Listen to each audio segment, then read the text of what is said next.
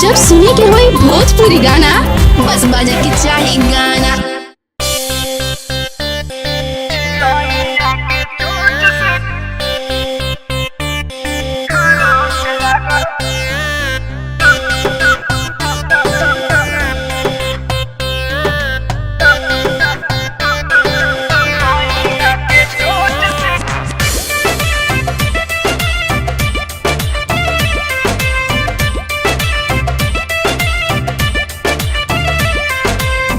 घाटा में परनी बियाह के उतार पोसले बापिया रे दूधू गो कबूतर का कहिए सखी।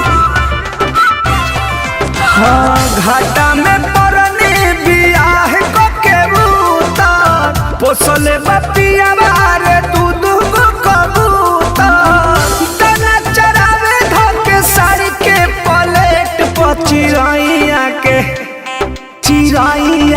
चोच से खरोच लागल पेट पर चिरैया के चोच से खरोच लागल पेट पर।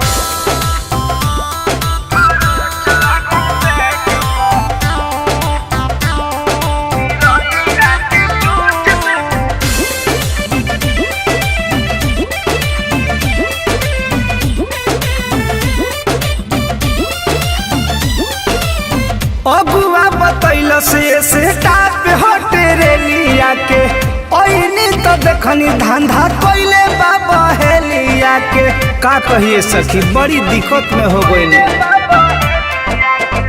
अगुआ बतैल से टाप हटे रेलिया के ओइनी तो देखनी धंधा कोइले बाबा हेलिया के सस्ता के सौदा भेटाइल महंगा रेट पर चिरैया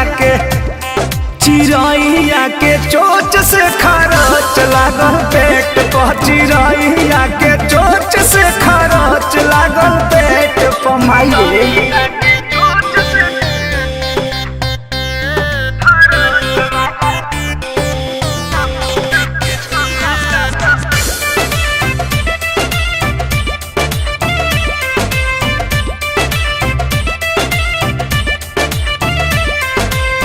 खलिया फोकास बकवास में हम बझनी हो प्रेमी परमोध के हम चाल ना समझनी हो। ए सखी खलिया फोकास बकवास में हम बझनी हो संतोष रंजीत के हम चाल ना समझनी हो।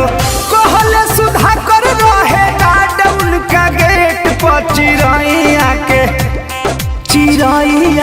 चोच से खरोच लागल पेट पर चिरैया के चोच से खरोच लागल पेट पर दैया रे दैया दाना चरावे धके साड़ी के पलेट पर चिरैया